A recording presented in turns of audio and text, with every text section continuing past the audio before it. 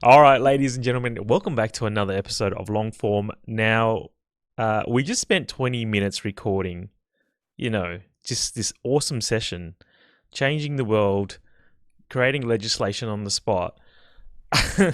and I literally wasn't recording my audio. But here we are again, back at it. So what were we doing? We were, Ashley's back, by the way, just in case anyone Hello. people have been missing you dearly, mainly your Thank you. friends in good old Melbourne there. Yes, I'm very excited. They should be. So we've been spinning this wheel, which has about 187 questions, philosophical questions that we were answering just on the spot like that, rapid fire, just because we're geniuses. So we're gonna do that again, all right, and see where this takes us. But a lot of deep and dark, interesting questions were answered. Unfortunately, you will miss that. And Okay. they've been lost forever. Yeah, exactly. Into the ether. Oh no, this one is a long question. Okay. Oh no. Some people believe that if life has no purpose, then there is no reason for living. Or others think that if life has no purpose, that frees a person to find, create, and follow their own personal purpose. Which is a more valid point of view? Or are they both equally valid? What I'm going to do is I wonder, um, I'm going to, do you want me to paste this in so you can see? I don't know. How do I share this? Because that's really long. Okay, no. Okay, again. So some people believe that if life has no purpose, then there's no reason for living. While others say that if there's no purpose, it actually frees you up to do whatever it is that you want to do, find, Okay, create, now and I get it. okay. So what do you believe is more true? Or what's your philosophy behind life? My philosophy is that life should have a purpose, but Okay. we should determine that purpose for ourselves. So that first half of the question sounds like we're born and somebody else or something else, whether it's a higher being or so be it, Mm-hmm. has determined for us what our purpose is. And Yes. that second one sounds like, you know, have your freedom to figure it out for yourself. So I Yep. guess I kind of am siding with the second one because I think you should definitely have a purpose. It Mm-hmm. just should be, self driven, self motivated, up to you to kind of, determine and weed out. Yeah. Look, I'm in agreement with you. Again, I like if you believe that life has no purpose, then Mm. why wouldn't why wouldn't you naturally just err on the side of okay, then I can kind of do anything I want and create anything I want and live the life that I want to live, as opposed to just being like, oh well, there's no point in living now. I'm just gonna die. You know what? Yeah. Like, why would Um, you? That would never even come to my mind. no. Yeah. And yeah, I think I would struggle more if I was being given purpose by others as well. Like if there was Yes. some predetermined purpose out there, I don't think I could live that like authentically. Yeah, because it's like if someone told you, "Hey, this is your purpose in life," it's like all of a sudden you have to live up to some that expectation and have to achieve Yeah. whatever it was that the purpose of life was. Yes. That would be no too intense for me. As you can see, ladies and gentlemen, the hard questions being answered, and these are what we've been tackling in the last 20 minutes, which was not recorded. Okay, so in the next one, here we go. What is it? Wheel of Fortune. How would the world change if there was an accurate measure of aptitude? Both things.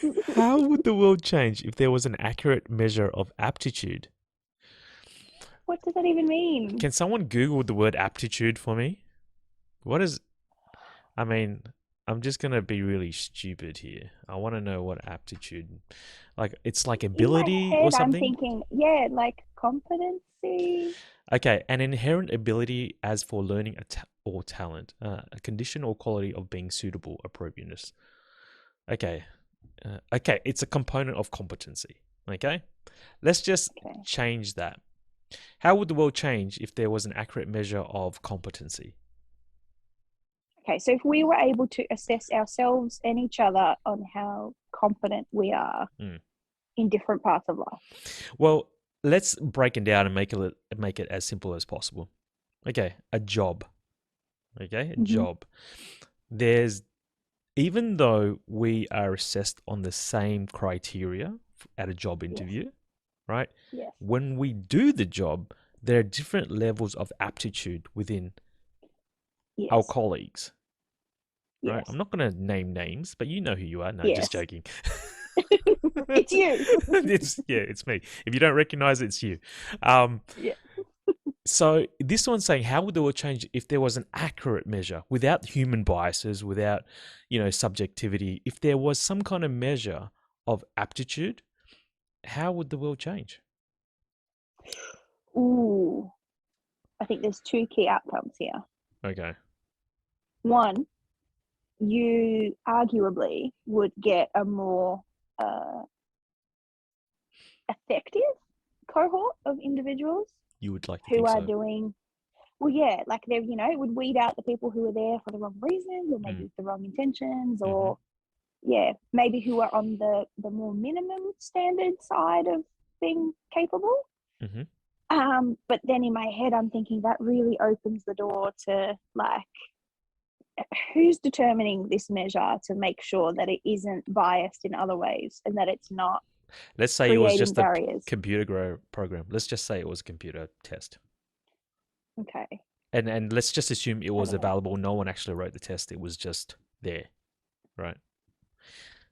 Like, I agree Okay. with what you say there. I think it will slot people in to their level of competency, which will then create more effective, efficient workforce or group of people. Mm, But yep. conversely, I feel like that would also open up to like discrimination and Yes. all the other negative stuff that comes with, that type of segregation, that categorizing of people's competency. Yeah. And then are we pigeonholing people? Well, that's what What yeah, I was going what to say that. motivation do I have to move my competency upwards to, And do and you know what I can mean? you? Like, what do I need to do? Yeah. I Mm, guess like there's that old kind of saying of like, pull your socks up and work on yourself so you can progress to the whatever it is, right? So I guess maybe that's a motivating factor for a lot of people that they can move up the aptitude ranks. Um, oh God. but then also I just think that maybe for all the people that like are good at mechanics or physical kind of jobs, Yeah. maybe we'll have like the best of those people. They stay in their lane. That's fine. If ever you need your car fixed, it's going to be fixed 100%.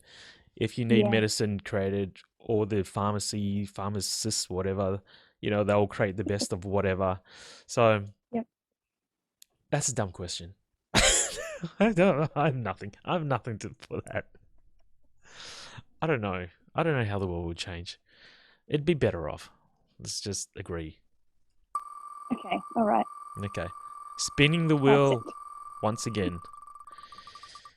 These are hard questions tonight, ladies and gentlemen. Okay. Without religion, would people Yeah. become more, less, or be equally morally corrupt? The twist right at the end. Okay, so without It's religion, so loaded. would people become more, less, or equally morally corrupt? I think the first thing I'm thinking is, Hmm. do you believe, generally speaking, or I guess in the majority, that as a society we're fairly religious? Because I don't think we are anymore. Oh, okay. Um, I, you mean like human population as a whole? I think there's still a lot of people more believers of certain religions than there aren't. yes, but I think it's definitely becoming much, much more normal to not necessarily believe in nothing, but Mm. not be so like intrinsically bound to your religion that like it drives all of your sort of decision making. I don't think that's as prominent anymore. Okay, the next question is, do you think we as a society um, are more or less corrupt than 2 decades ago, decades ago? Ooh. Because if you're suggesting that there's less religious people, but we're more corrupt now than ever, then, one could infer that religion Yeah, has helped, I can see where you're going with this. I think I would argue that we are becoming more corrupt, but are we on a parallel road here Mm, where the two are mutually exclusive? yes. Correlation versus causation, right? Yes. Mm. Um, Where without are you at? religion, would people become more or less or equally corrupt? Is it even a religion thing? That's, Yeah, I, I don't think so. I think there's yeah, a lot more to it. yeah. I don't think so either. I don't think religion corrupts or ethically guide. Well, I'm sure it guides a lot of people ethically. I think I can guide but in both directions. Mm. Yes, indeed. It can yeah bring your, I guess, your thoughts and your decision makings to a very narrow-minded aspect on some things. So is that Mm. more or less corrupt Yeah. than someone who doesn't have those kind of morals driving them? So pure speculation, but without religion, what do you think? If religion doesn't never existed, would we be more or less? I, I think there could be concern Mm. because religion, whatever it may be, like the heart of it is that it's kind of like a grounding Mm. source of comfort, support, guidance, all of those things. And so without that, yeah, I think there is very much a chance that without something to fall back on, people could be more likely to fall into corruption Yeah, or be persuaded in a certain direction. I agree. I think without thinking too deeply into it, Mm, I suspect that a world without religion would have more corruption in it because yes. some kind of balancing force is missing, right? Yeah. I mean, there's no guiding light or no biblical book or no kind of like theological, guidance. Principles. Yeah, Yeah. exactly. So one would just have to assume that, yeah, it would be more corrupt somehow. Moving on. All right. Next one. Here we go. Spinning the wheel. And. Okay. What activities cause you to feel like you are living life to the fullest? Hmm. What activities cause you to feel like you are living life to the fullest? Mm, Hmm. good question. It's. Do you? Okay. I guess. Do you feel like you're living life to the fullest now? Oh dear. Loaded question. Yes, it is. Yes. Yes, I do. Do you? Um. Yeah. I mean, up until the point of my current existence, I'm living life to the fullest. You know Yeah. what I mean? Oh, actually, do you always feel like you can do more and be more? I guess. Um, I don't. Okay. I feel like I'm someone who's like very 110%. So I Mm. don't know that I have any more to give. So this, same as you, like this is the fullest I can give right now, and Mm. I don't think there's anywhere for me to go. But that sounds very like pessimistic, and I don't mean it to be. Like And I I'm mean, not dark. the fullness for everyone is different. It's Yes. it's for themselves what full means. We live in Yeah. Western society where we're quite privileged, and our fullness, or our not even fullness, right? Let's just say we achieve something very mediocre in our eyes, is probably something really major in a Western or a third world country or something like that. Yeah. See, Yeah. so it's like, Absolutely. yeah, what activities cause you to feel like you are living a life to the fullest? I you kind of feel like you can't answer it without, you know, showing your privilege too much. Yeah. And to be honest, this is going to sound really silly. The first thing that came to my head was like laughter. For me, Okay. that's my sign that I'm living it to the fullest, and I'm getting the most out of it. There's joy there, that, you know what I mean? There's Yep. lightness in Yep. whatever's happening. So that in reflection of you now talking about developing countries and mediocrity, that feels very like I know. I laughed today. Don't complain. I've made it. But no, what you're saying, as I do agree with that. It's like if I'm waking up happy and I'm having a laugh when I go to work, I'm having a laugh when I go home, I'm with good people, Yeah, or then that's for me, that's fullest. I'm full. Like I'm happy, you know. Yeah. Um, I saw this video. I don't know if I told you already about work, but there's this guy that he's like a multi-millionaire, right? And he spoke to these two people, and he said, "If I gave you $1 million, how would you feel?" Have I told you this one? No. Okay. And the first guy says, "Oh, I'd be really happy. I'd be, over the moon." And then the girl says the same thing. The girl says, "Yeah, Mhm. oh, that's amazing. Yeah, if you give me $1 million, I'd be over the moon." He goes, "Actually, Yeah. what if I gave you 5 million? How would you feel then?" And he said, he's mind blown. I'd be ecstatic. I would do anything. I would love $5 million. Girl, same thing, same reaction, right? And then he goes, "What if I told you I'll give you 10 million, but you can't wake up the next day?" And they're just like, "Well, no, no, well, I don't want that." Same. Yeah. The girl says, "I don't want that."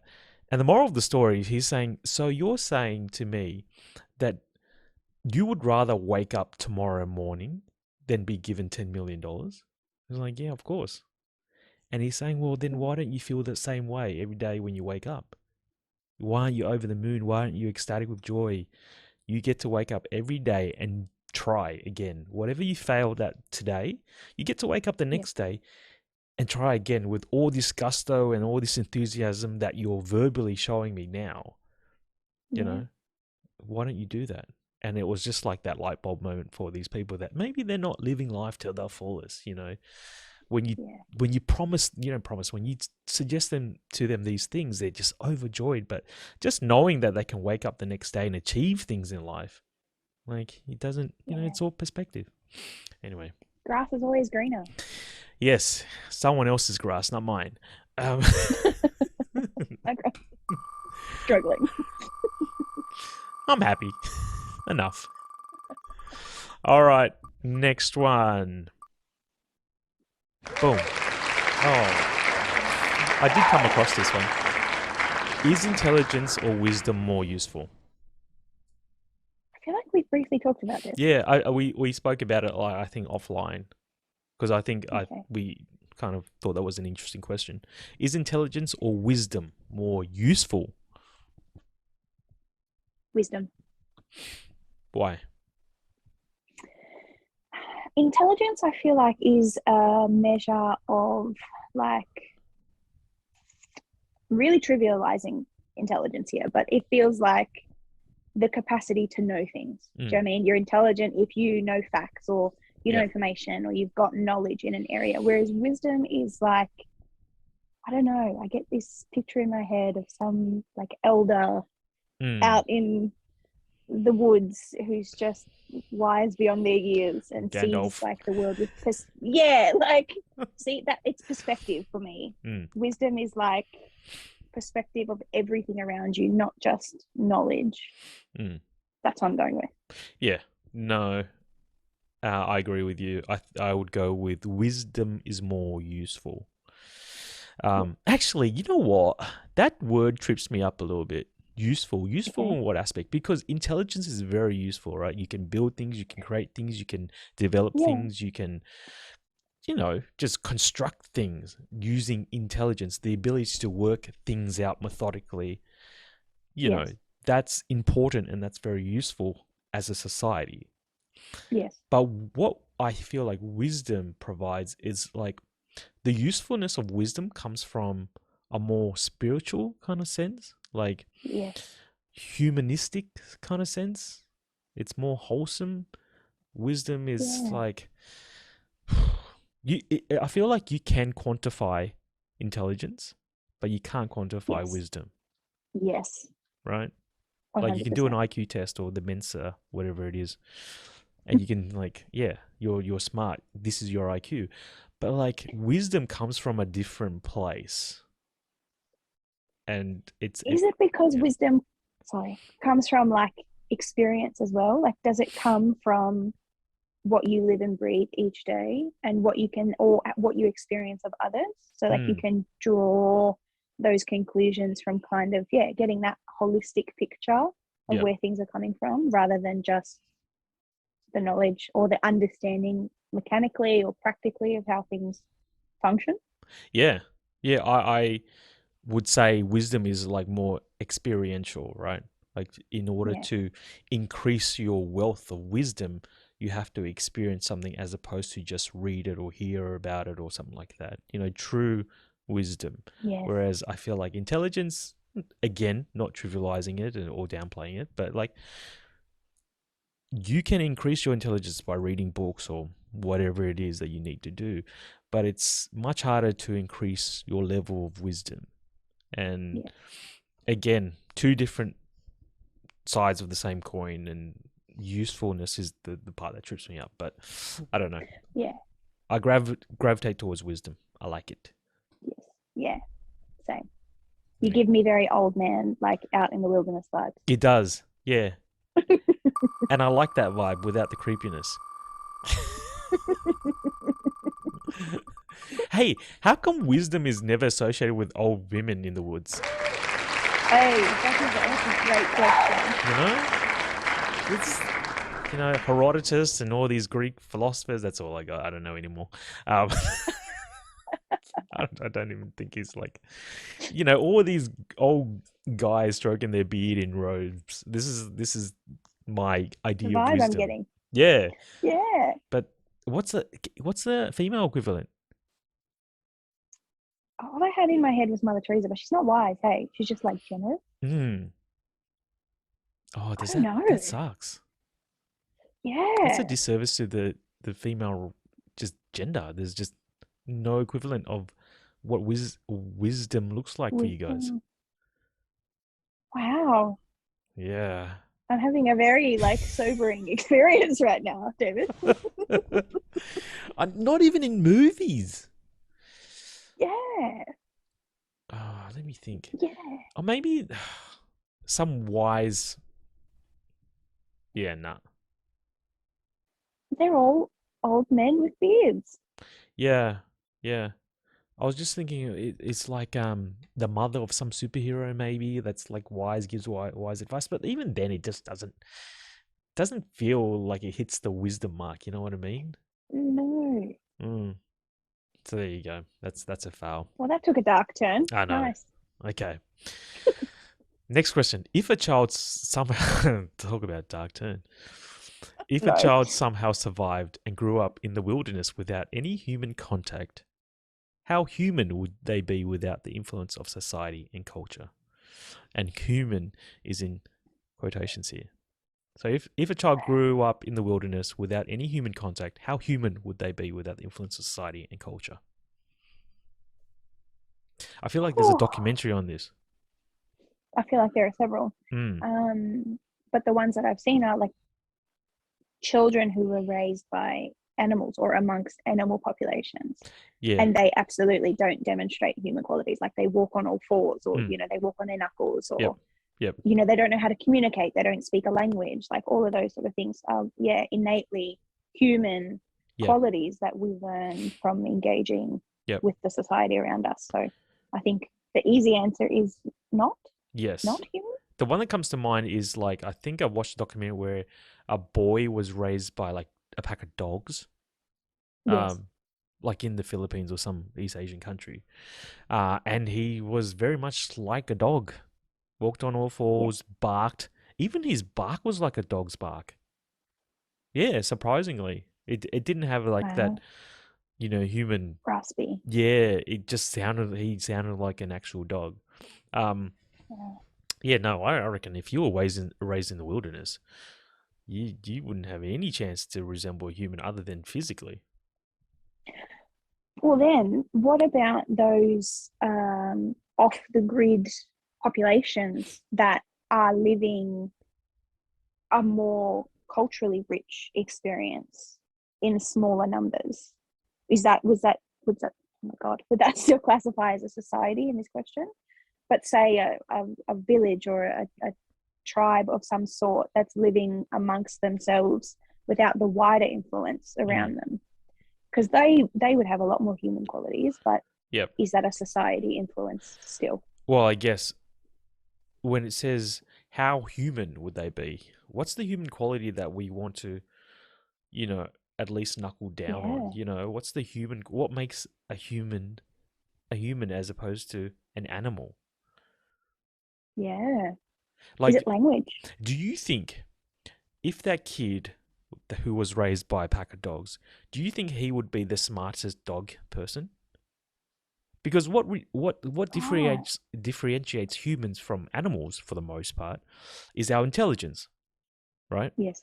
Do you think that human dog would be the most intelligent human dog amongst its pack?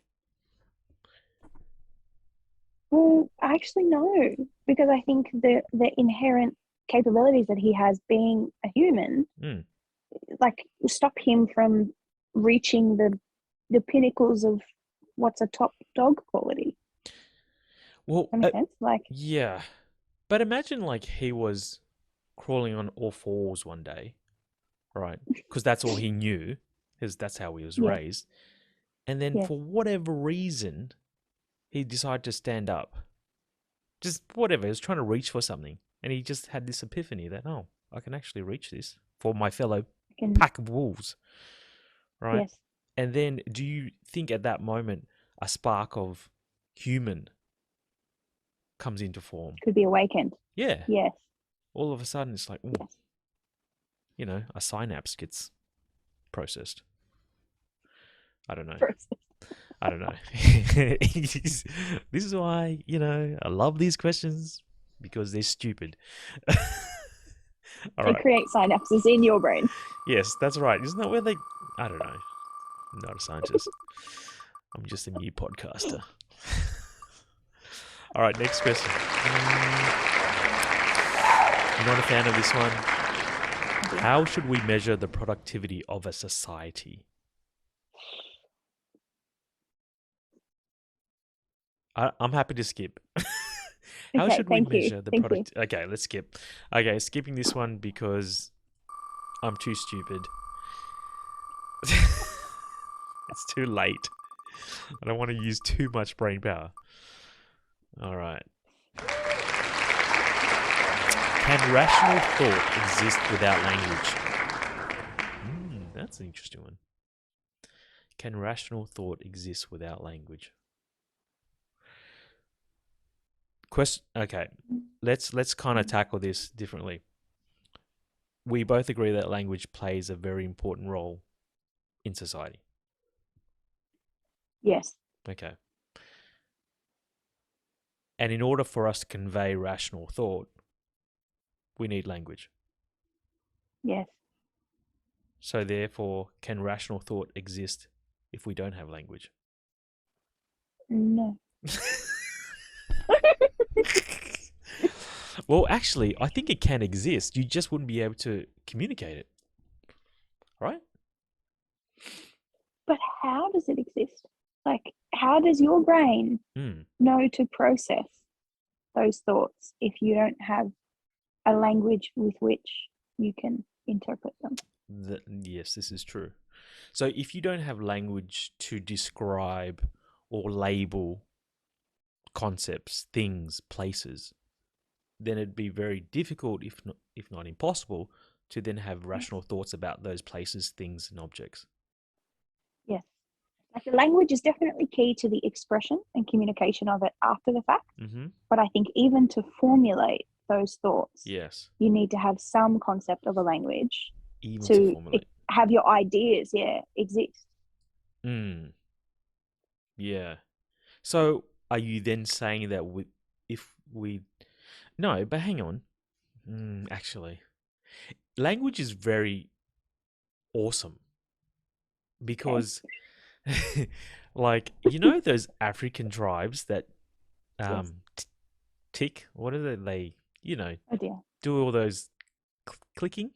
I think that's what Yep. clicking, right? Yes. To us, that's just like noises, and in Yes. essence, language is just noises. We've given Yes. meaning and we've interpreted. Meaning. But like they, okay, all right. My mind's gonna be just mush by the end of this. But Yes. let's go back right until back, dawn of man. Cavemen Yes. people Back to men, no and, women. and women as well, but men first. But like back into humankind, Yes. at some point we couldn't really speak to each other. Do you think? Or did we just So grunt? I thought about that. Yes, but I thought about that, and to an extent, that was the language of the time. Okay. Because you could attribute a meaning to that noise, that sound, that effect, that whatever, and that developed on and on and on and on to Yeah. language. Do you think animals have rational thought? Yes. But they speak their own language? Yes. Right. So you Yes. believe animals have language? I'm gonna throw my mum under the bus here. So we've had this conversation before, and my mum has this theory that like animals in different countries bark, meow, moo in different languages. Ooh. So that's what your mum thinks? Yeah, because like when you say to your dog, come here, sit, you teach it a command. That's in English. This is so if true. you take it to another country, it learns that command in that language. So therefore, could an Australian puppy communicate with a Chinese puppy? Mind blown. So you don't think it could, or your mum doesn't think it could? Well, yeah, she didn't think it could, and I had actively never thought about it, and I think I agree with her. Like, there's got to be an element of language changing how they also express their language, being whatever noise system they are communicating with. But it's, yeah, right. No, but that's our language though. But between dogs, like they only have the dog language. Like they're interpreting our language. Yes. But between dogs from China and dogs from Australia, it's a bark is still a bark, right? But they like our language to them is different, and they're interpreting what we're saying as different. I get that part, but I still think that they can speak to each other normally. They don't. They just have the dog language. Okay, so you think they are universal? Yeah, they don't have a Chinese barking. dog language. They don't have an Australian dog language. They just have dog language. Why not? Dog language. Yeah, we haven't had any hash cookies before doing this podcast. Trust us. So okay, that's I'll neither agree nor disagree. I have no idea what we just talked about then. Determined out of all of that. Yep. All right, wheel has been spun once again. Okay. Oh, okay. I'm going to remove this one because it's the productivity one again. You're kidding. We skipped it. I think the universe says no. You need to answer this. No, I'm skipping it. I've actually removed it from the list. It's gone. Okay. So, Zoom, because I'm really cheap, I haven't upgraded my basic plan, so we have 5 minutes, and if we cut off, then I'm going to have to like re-edit this, okay? So why do humans often associate beauty with morality? I don't know if humans do, but why do humans often associate beauty with morality? I don't understand that. So like I guess a way in which they do. Well, think of it this way. Maybe statistics has shown, research has shown that taller people or better looking people get more places in jobs in society. Yes. You know, they life is just easy for them. right? Yes. Easier. So in that sense, like there's some moral, I guess, advantage in a way. But it's the moral part for me that I'm not understanding. What Yeah. is the moral advantage for them? It's an advantage. Yeah. So why do humans often associate beauty with morality? Again, yeah, you know, you're right. I don't know if we do associate beauty with morality. What do we Like associate he's good beauty with? looking, he must be correct. Do you think there's just some innate kind of bias then towards good looking people? Like, why is that the Yes, case? that. But that bias must come from some sense Mm, of, you know, some moral yeah. Of skew. what? Like, what is it? I don't know. Hmm.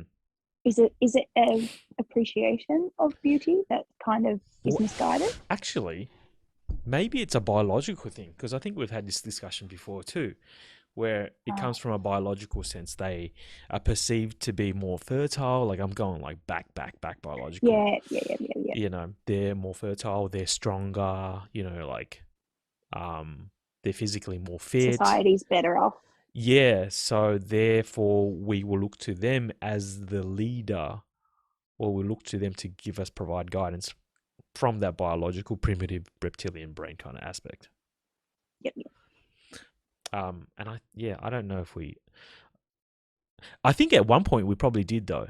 If we're going back to like maybe tribal days, like you would the strongest cavemen, right? Which was the beauty standard back then, like strength, Yep. you know, um, tallness, height, and all that. The beauty standards Yep. back then, we listened to that guy, we looked to that guy, and in that sense, maybe that Yes. was the moral compass that we Yes. provided people. Okay. Not now, Now though. I'm tracking. Yeah, Yes. maybe not now. Um, but that's all I have for that. Just finding out about our. Solving all of life's problems Mm. just really quickly. Oh, okay. Which of your beliefs are justified and which ones aren't? I know. I'm stressed. Which of your beliefs are Oh, justified? Whoa. I'm gonna pass. thank you. I'm gonna pass, and I'm gonna remove that from the list of questions. Any anyone that we're too stupid to answer, I'm just removing. I think we'll end up with like 5 questions. Ooh. Okay. What is the most fertile soil for hatred, fear, ignorance, jealousy, or something else entirely? Is it possible that some people are genetically predisposed to hatred? Okay, so again, what is the most fertile soil for hatred? Is it fear, ignorance, jealousy, or something else entirely? Roma? You win. Um, you, for hatred. Hmm. Yes. When I think of the most hateful people that I know, Yeah. I can draw it back to unresolved trauma and that they are expressing that by wanting the world to suffer. And there's that vengeful like hatred that Yep. they're kind of pushing on others because they feel wronged. Yeah. No, I like that. That's a good point. Um, do you think that people can be genetically predisposed to hatred? Just be nasty without that trauma. Genetically, Mm. Like that's a good one. when I read that, I don't know why. I just thought about, you know, heinous crimes that kids do, like little toddlers do or whatever. Yeah, Unfortunately, that Jamie Bolger case about those two boys, yeah. you know, kidnapping that little child and horrible things. We won't go into because it's just horrible. But you know that kind of stuff. Unless those kids who were very young, I think they were like 5 and 7 or something, had experienced Well, trauma within their early life, maybe. I think there's some possibly an element, but I just don't think it's the largest contributor. Hmm. Yep. Because there's also obviously this is a wider nature and nurture debate, but Hmm. you could have that genetic predisposition, and with the right environment, if that's not triggered, Hmm. like there's something that's like the serial killer genes, or like Yep. that you could be predisposed to go that way, and not all of them commit those types of offenses, or not all of them go on to a life of violence if they're raised in safe and nurturing sort of spaces. So I'm going to say no. Yeah.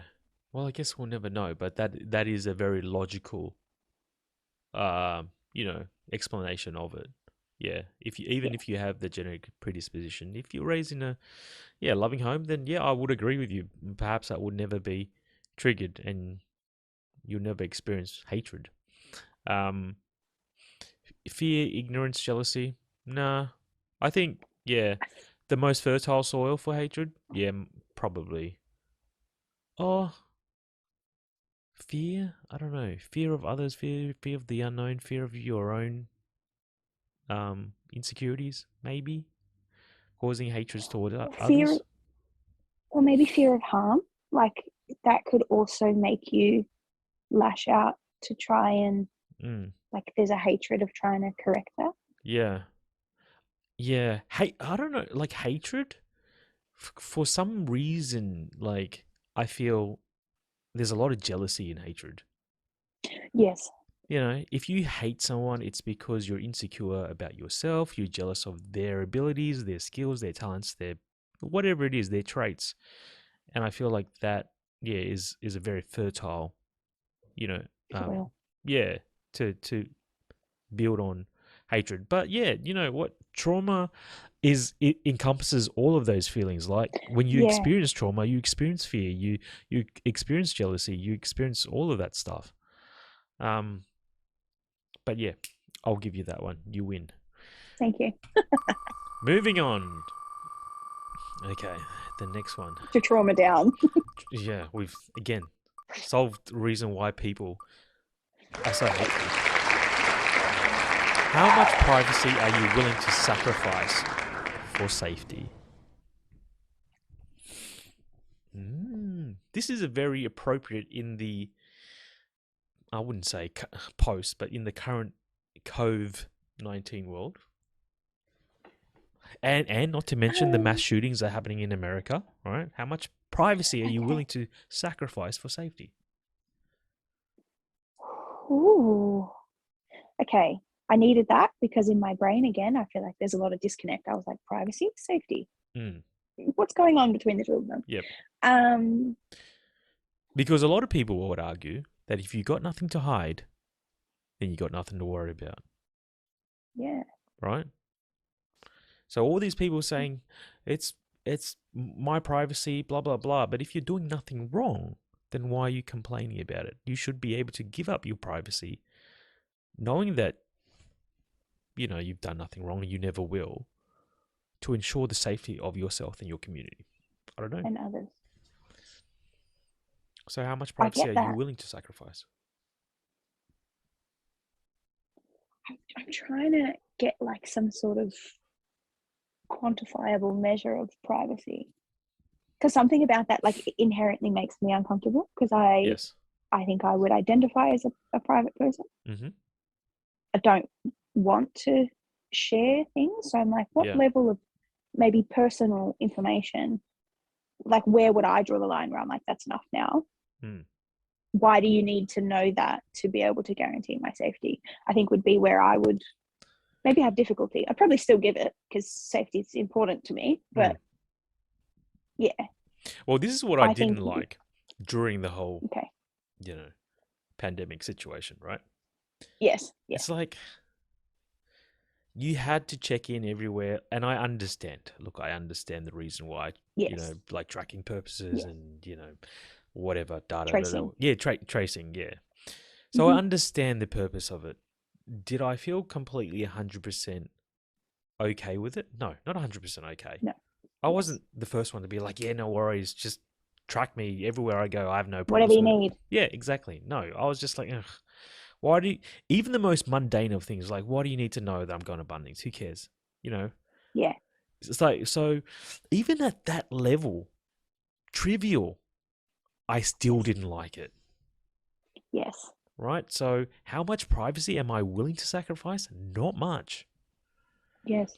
But it depends on what is at risk, at stake Yes. here. Because when they say safety, well, Yes. gun safety versus, I don't know, some other trivial matter, it depends. Yes. But even a pandemic wasn't enough for me to be like, yeah. I'll get that over. No worries. So, yeah,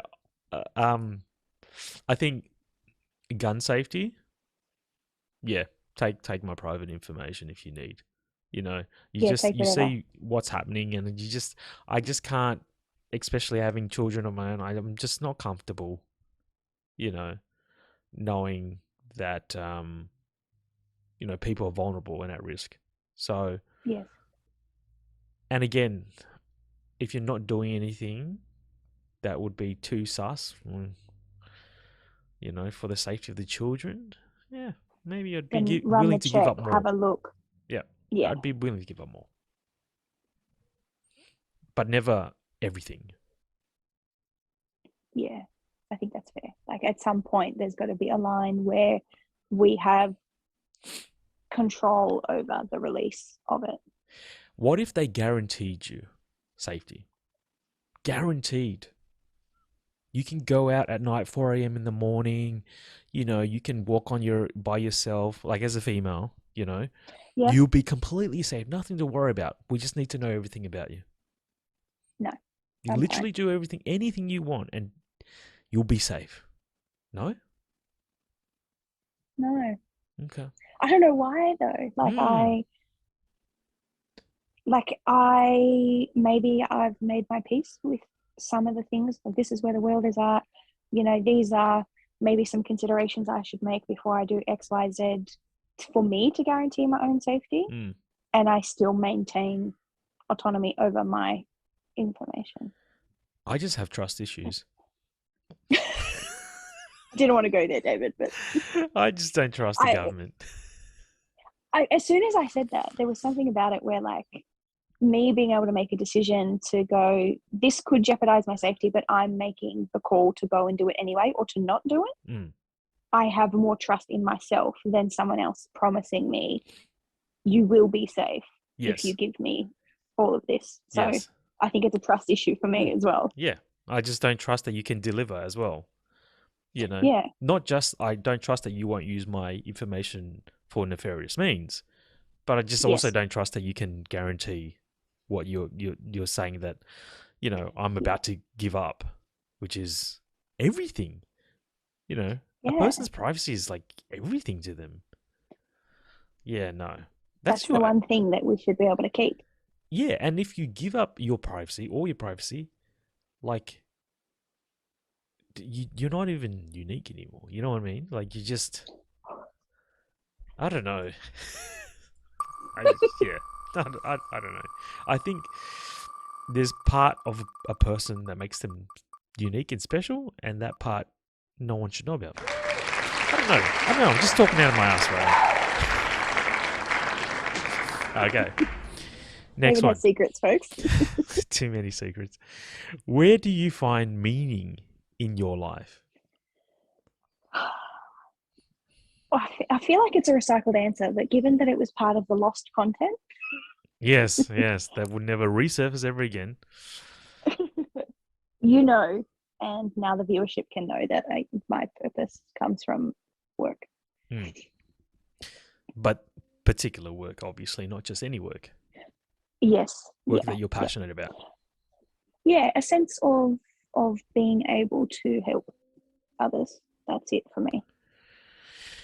Yeah. Do you feel like you're one of the lucky ones that have managed to find that meaning in your life? Yes. Absolutely. Absolutely. And I tell people this all the time because they ask, how did you fall into this, or how Mm. did you find this career and all the rest of it? And my answer is not very good. I can't tell you. I I saw something, I pointed at it, and I said that I want that. And I had absolutely no reason to know that I would. And the further I get along the track, I was right. I don't know what instinct or gut feeling it was, but that's how it happened for me. And it's been all steam ahead I don't know since. this story, do I? I don't think so. So when I was in school, I was a year 7, and I saw a bunch of year 12s with, their textbooks, because you pick your classes in year 12. Yes. And I literally saw a psychology textbook. I had never opened it, I had no idea. What, I you didn't just even know saw what the psychology actual was. front of it? Yep. And I literally turned to my friend and I was like, I want to do that. But did you even know what it was? What if it was like something, the worst thing ever? It's like this light bulb just went off Okay. for me. And then, I don't know, I guess an argument could be made that maybe have I built my life around it? I don't think so, but devil's advocate here. But yeah, then all other things fell into place. I met different people, I spoke to different people, different experiences, blah, blah, blah, that kind of were shaped around it. And I was like, yeah, something about I have confidence and trust in myself that I knew. Yep. That was what I wanted. How strongly do you feel that is where you find meaning in your life? Because, like, okay, this is my opinion. Okay. You're not going to like my opinion, Ashlea. Oh dear, here we go. Let's go. I feel like it's very unfortunate that people find meaning for their life in work. Like, I know We've there's had this very conversation. meaningful work. I know there is. Yes. People do amazing charitable work, okay? Yes. A lot of meaning. We need those people. Love those people. But a part of me is just like, man, life is not about, work. Even as much charitable as it can be, it's like, I don't know. I just feel like there's something greater than just like working. So, even if it's helping others. In light of recent circumstances in my life, I've been reflecting on that idea. Okay. And I've come up with this thought. Sure. So, the people who have the greatest power or influence or make the biggest change in your life are the people who you meet who are doing their role, they're doing a job. Yes. And they took it one step further. Okay. So, the teacher who changes your life because they stayed back after class and they helped you to get your confidence and learn what you were doing. The doctor who holds your hand before or after a scary surgery and tells you that you're going to be okay. Or the person who just goes that extra mile in that job. That's where I can see that work. Yes. Being your sense of meaning, you've got that passion, that drive, you can take it that step further. That's where it is for me, because it's not just the 9 to 5, it's not just the job, it's that capacity to have that much of an impact on the person that you're working with, because I chose to wake up and not just do my job. Yeah. Yep. Okay. I will give you that. Very admirable. Thank you. All right, we'll move to the next one. I should be removing the questions that we've already answered just in case we don't get the same question again. Okay, next one. Oh dear. If you could become immortal on the condition you would never be able to die or kill yourself, would you choose immortality? Isn't that the whole point of immortality? If you could become immortal on the condition you would never be able to die or kill yourself. That's I literally just raised my hand because I know, I saw that from my sure periphery. I was just like, huh? I swear that's what that means. I know. I wonder if we should simplify this or just change it up. Oh, okay. Let's just make it simple. Okay, go on. I still would say no. So if immortality was offered to me, let's my keep it at that. I thought that condition was implied, but no, I wouldn't want it. Okay, why? Because at what point, like, I don't know, I think part of the beauty in life and the challenge and push to better yourself and get somewhere is because there's a little bit of a pressure, I guess. Maybe that's not the right word, but a sense of I don't have forever to get this right. Do you think So I've so? got to make the most of it. What do you mean? Do you think people How would I not? actually think that? Like, do you think people feel that? I don't know. Is it really selfish that I was like, that's what I think? So maybe maybe other people are on this journey with me. Yeah, because like, you go through life doing what you do, but I feel like I've never at once felt any pressure. Not at this point, and I'm an old fart at this. I'm 38 years old. I've never at one point thought, I'm not. I mean, on the grand scheme of things, I'm not that old, but maybe I will feel that pressure when I'm like maybe 50. But I've never really done anything feeling like the impetus of death is upon me. Okay, so maybe pressure's not the right word, but just that sense of like, my youth is showing. Yes. YOLO, David. You only live once. This is my opportunity to do what I can with what I have. Mm, And so I want to make each day count. I don't want to waste time yes. thinking that I've got forever to do something. Can you find an And that argument feeds into everything. for wanting immortality? Hmm. I mean, I can theorize. Like, I guess if you're like the eternal student and you just want to continually better yourself, you know, and learn and just, I don't know, maybe you just wake up every day seeing as it being an opportunity to learn something new, be better at something, learn a new skill, a new talent, Okay. gain more wisdom. Like, in that sense, I don't My know. head went to a much darker space. What? I was like, what are reasons people would want immortality?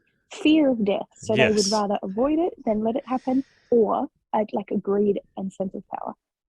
I must live forever, therefore, like, allow me to carry on my Well, legacy. I think that's also an aspect. Like, people, powerful people, who just want to accumulate wealth and control would maybe want to live forever as well. But that's what I mean. Like, are there reasons why people would want to live forever? Yeah, of course they would, right? Or do you think people? But do you age? Do you deteriorate? That's also, I think, a big consideration. This is true. Yeah, because a lot of the times people just say, if I could like be stuck in my 20s or whatever, then sure they'd live forever, right? But Yes. yeah, going through the process, I don't think anyone would want to be immortal. No. Yeah. No, I wouldn't. So I mean, I asked you all those questions, but like I'm in the same boat.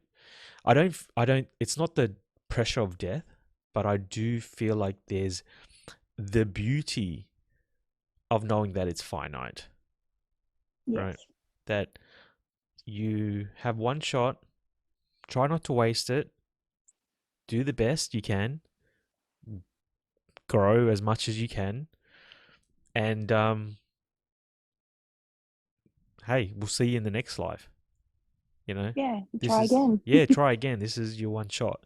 And yeah, the Buddhist idea of it being, life is suffering and you try to break the will of suffering in this lifetime. Um, but yeah, there's just some unnatural, it's just so unnatural to be living forever. I don't know. I don't like Yeah. it. I feel like it would make you lazy too. Like, oh, I've got time. Like, you Yeah. would go through such extended periods of almost nothingness because you're like, I'll do it later. Like, Yeah. And mm, if you had a choice, let's say if people had a choice, I think a lot of people would choose not to. Because yes, only the 0.001% of the elite would probably say yes. Majority of yes, people that don't fall into the category would be like, no, I've got nothing. Like, why would I want no, to keep this existence forever? forever. Yeah. All right, this is going to be the last question because we've All right. rattled on enough, and we'll save the other, 150 questions for another 100 time. or so. This is an interesting one to end on. Oh dear. Why do we dream? Do we? Why do we dream? Why do we dream? I'm going to say to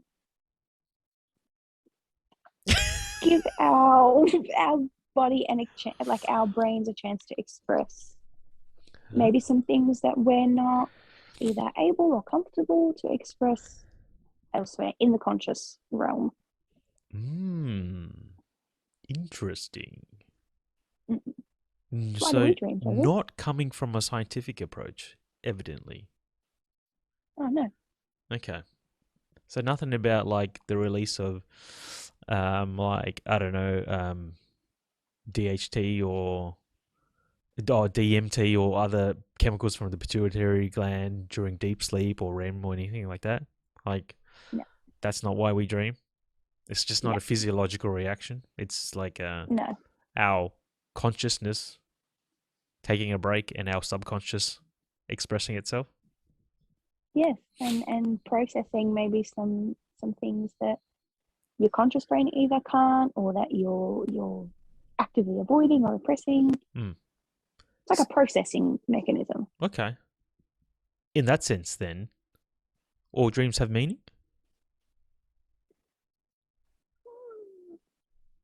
My initial reaction was yes, and then I was like, if you ask me why, I've got nothing. I would ask you why. So, I mean, look, there is a school of thought, obviously, because there's books written on it, like interpretations of dreams, right?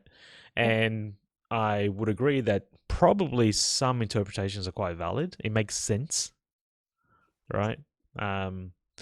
If you've experienced some kind of trauma and then you dream of that trauma, it's maybe your body's coping mechanism somehow. I don't know. But why do we dream? I don't know why we dream. Do you like it though?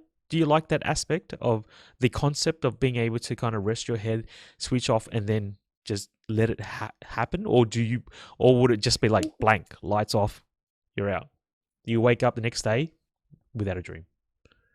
See, I think I do, but that also is because I'm not someone who remembers dreams very often. It's very, very rare that I could tell you about it the next day. It's probably happening.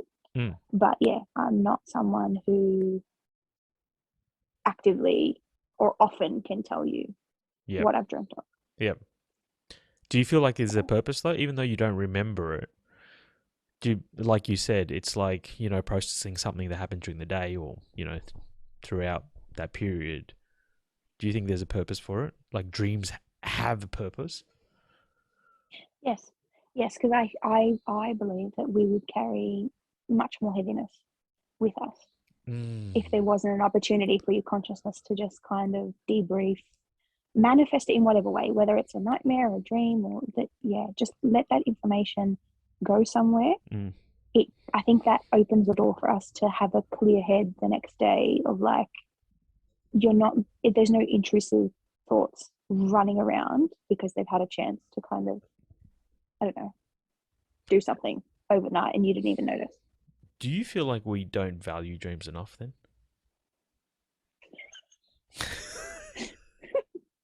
I mean, if it's doing all that stuff, right? And the reason why I say that is because when I was like 16 or however old you are, 17, when you were getting your driver's license, right? I was like an average driver. As you know now, I'm like an F1 racer. You're traumatizing. Ashlea's been in the car with me. It hasn't been too bad. She's still here. She's alive. It's true. I'm still kicking. So when I was 17, I had lessons, blah, blah, blah. And my teacher was like, yeah, you're pretty rough. I'm like, fair, I'm new. But then I remember I went home and I dreamt that I was driving and I was just like awesome, right? I dreamt that I was... Nailed it. Nailed it. I was like the pro driver. And then the next Mhm. day or the next week when I had my next lesson, she was like, "Have you been practicing?" And I literally told her, "No, I've been dreaming. And in my dreams, I was driving really well." And she was like, "Really?" I'm like, "Yeah." And I literally, to this day, I tell people, like, I remember, I think I told my younger sister this when she was learning to drive. I was like, just dream about it. Just do it in your dream. I don't know if it worked. Um, do you know what I taught my sister? We went to an Yeah. abandoned car park, not abandoned, but like a car park that was closed. And I was teaching a driver. I said, drive really fast. See if you can control the car at speed. Because I said, this is my stupid logic. I said, if you can control the car at speed, obviously, if you're driving slower, normal, like road speed, you'd be controlling it You'll fine. be fine. Is this a mentality you still have? Because I feel like it is. This is the dumbest advice ever. If I cut that corner, I take that roundabout really quickly. I can control it. I can control anything. Yeah, maybe. Maybe that's pervasive in all aspects of my life.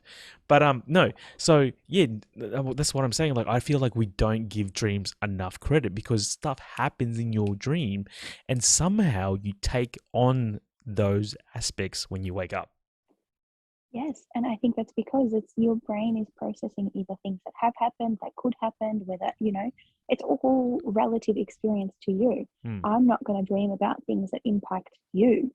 So it's that opportunity for your brain to process things, and then you can take that and use that energy elsewhere during the day Hmm. to do the next thing, new things, and go Yeah. from there. It's just like hypnotism, right? Like people go to quit smoking and do all this stuff and get over their fear of whatever it is through hypnotism. And like just dreams can be just like that if you can control your dreams and, you know, yeah, I don't know.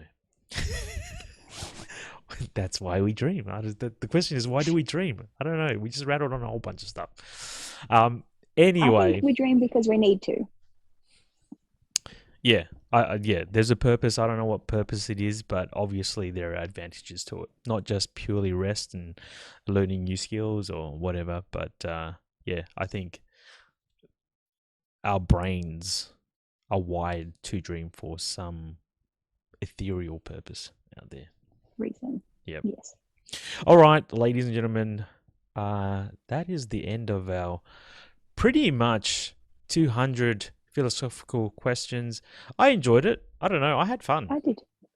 Yeah. Yeah, that was good. We'll It do it wasn't heavy. again. Yes, nice and heavy for our podcast back online. Life has been getting in the way, work, family, stuff. So that's why we've Yes. slowed down a little bit, but hopefully we'll continue it. You know, we've always tried to do one a week, but yeah, you know, life happens.